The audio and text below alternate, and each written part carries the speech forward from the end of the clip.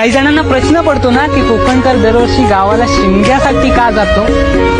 तुम्ही देवाच्या भेटीसाठी देवळात जात असाल, पण देव आमच्या भेटीसाठी कोकणात घरी येतो.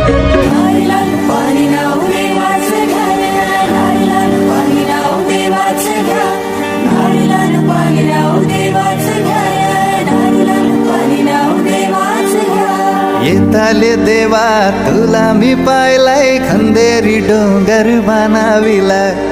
येताले देवा तुला मी पाहिलाय खंदेरी डोंगर बनाविला.